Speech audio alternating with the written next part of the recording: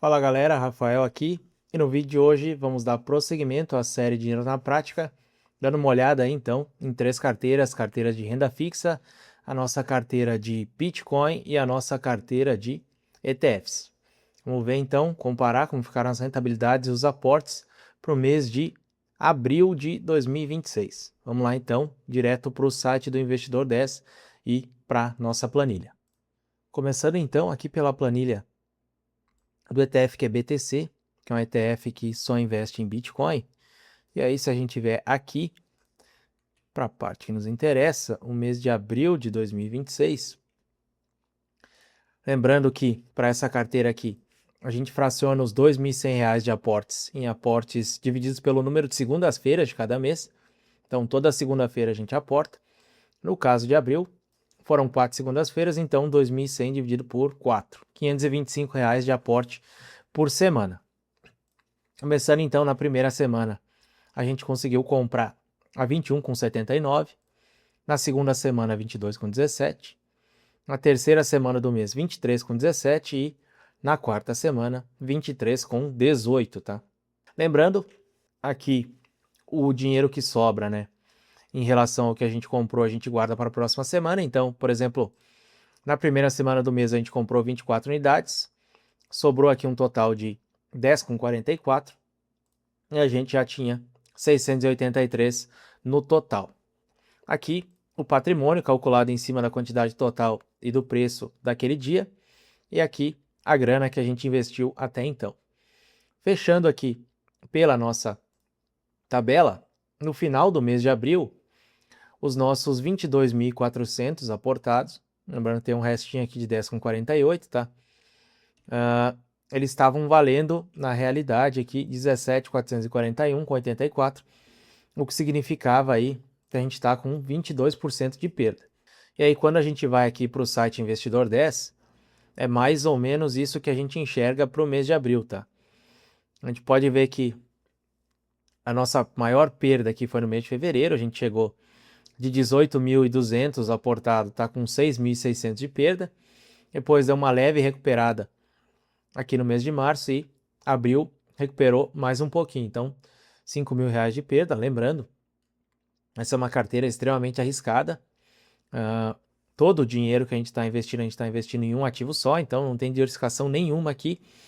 E é mais para simular a estratégia de alguém que tem aquela convicção forte de que o Bitcoin sempre vai performar bem ao longo do tempo, vai se rentabilizar mais do que as outras classes de ativos, pelo fato dele ser limitado, né?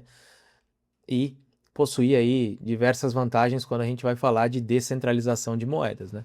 E aqui olhando o gráfico, desde que a gente começou, no mês de junho de 2025, a gente ficou acima do CDI aqui, apenas em um mês, e no restante, depois o acumulado, foi só ladeira abaixo até então, tá? Então estamos com a rentabilidade até o mês de abril de menos 36% pelo investidor 10 aqui, enquanto o CDI performou 12,37%. Essa é uma carteira, como eu falei, extremamente arriscada, e aqui, mês a mês, a gente pode ver as rentabilidades aqui, ó. Em novembro teve queda de 17%, em agosto queda de 9%, fevereiro queda de 22,68%, então a gente já espera que a volatilidade seja bastante alta. Agora vamos para a nossa segunda carteira do vídeo. A carteira aqui, a gente investe apenas em renda fixa do Tesouro Direto, né? E apenas através de ETFs, para que a gente consiga aí mantendo os aportes nos mesmos 4 ativos aqui, à medida que o tempo passa, né? A gente não precisa ficar variando o título. Aqui, voltando para a nossa tabela, que é o que manda dos nossos aportes, para o mês de abril, a gente tinha essas quantidades aqui quando o mês começou. Então, 64 IRFM11, 61 B5P211, 44 IB5M11 e 21 LFTS11. E a gente tinha para aportar os 2.100 que saem do meu bolso, mais os 65,34 que sobrou de resto do mês passado. Então, um total de 2.165,34. Ao jogar o valor aqui na tabela, eu consigo ver quais seriam as quantidades ideais aqui que eu deveria ter. E a partir dessas quantidades ideais eu calculo quanto que eu vou comprar no mês. Então, o nosso aporte aqui a gente conseguiu encaixar ele exatamente dentro dos valores teóricos, eu não precisei mudar nada aqui. Sempre que eu preciso mudar alguma coisa em relação à quantidade ideal, eu anoto aqui do lado. E comprando o que a planilha mandava, eu gastei um total de R$ 2.121,84 e sobrou R$ 43,50 para o mês de maio, tá? E aí, se a gente for olhar no site do Investidor 10, aqui na aba de lançamentos, podem ver que é exatamente aquilo que está na planilha, 21,84, e o nosso patrimônio até então de R$ 22.400, mais ou menos, tá? Aqui ele coloca o valor certinho, essa é uma carteira que não recebe dividendos, então o valor investido é só o que sai do meu bolso para fazer o vídeo. E até então a gente está com 1.420,56 de ganho de capital e um patrimônio acumulado de 23.777,06. Lembrando, essa carteira aqui eu diversifico usando as 3 classes de renda fixa que a gente tem no Tesouro Direto, né? Então, os IPCA mais aqui com o B5P211 e o B5M11, os prefixados com o RFM11 e o pós-fixado com o LFTS11, tá? Todos estão no positivo desde o início da carteira, alguns mais, outros menos, e à medida que a gente vai aportando, à medida que o tempo vai passando, a nossa ideia é conseguir superar o CDI, né? Como a carteira tem uma pequena parte só, que são esses 15% que eu defini lá no início de pós-fixado, e como tanto os pré-fixados como os IPCA+, no longo prazo, tendem a performar melhor do que o pós-fixado, a gente espera bater o CDI com folga aqui, seguindo essa alocação. Lembrando que essa foi uma alocação que eu defini para essa carteira, e isso não deve ser considerado como uma recomendação de investimento, tá? E aí vamos partir agora para a última carteira do vídeo de hoje, que é a nossa carteira de ETFs.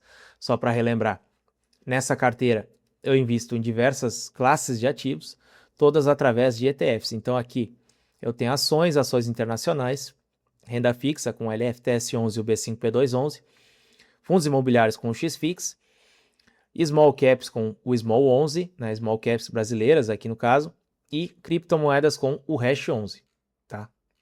Se a gente for ver, aqui por eu estar tratando com classes diferentes, eu tenho variações mais expressivas aqui de rentabilidade. Então, o Hash 11 aqui, desde o início que a gente começou a aportar, a gente está com uma queda de 26,42%. O Small 11 está com menos 0,58%. XFIX está positivo. O restante positivo aqui. E o melhor desempenho até então vem do NAS de 11 com 17% desde o início, tá? Aqui, quando a gente vai olhar para a planilha, podem ver aqui que pelas anotações aqui no canto eu tive que fazer alguns ajustes em relação às quantidades teóricas. Aqui é mesmo funcionamento da planilha que a gente viu de renda fixa aqui. A partir do meu aporte, a quantidade ideal muda e eu tenho que tentar enquadrar a carteira nesses percentuais ideais aqui, ó, que eu defini lá no início da carteira. Você quer ver como é que isso foi feito? Volta lá para o primeiro vídeo dessa série. E aí, depois de ver quanto que eu deveria comprar, eu jogo todos os valores aqui, calculo quanto seria o aporte e acabo fazendo o jogo aqui para conseguir encaixar no orçamento que a gente tem. Então, no caso desse mês aqui, eu tive que tirar uma unidade de DIVO 11, porque o dinheiro não bastaria, e aí para aproveitar o máximo possível esse aporte aqui, eu comprei 3 unidades de NAS de 11. E aí, se a gente for voltar para o Investidor 10, o lançamento aqui vão estar exatamente essas quantidades aqui, 2.104,39, que é exatamente o que está na planilha. E essa é uma carteira aqui em que diretamente nós não recebemos nenhum dividendo, nenhum provento.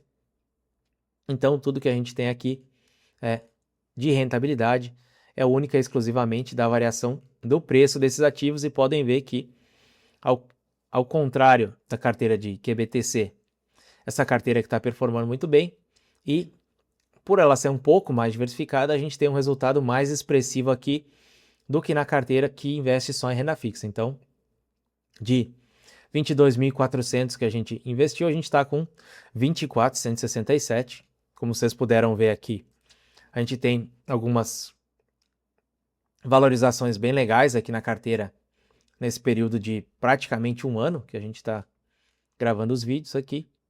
E se a gente for comparar a rentabilidade com o CDI, a gente até o mês de abril de 2026 está performando acima. Então, 14,51% contra 12,37%. Aqui em maio eu ainda não fiz os aportes, tá?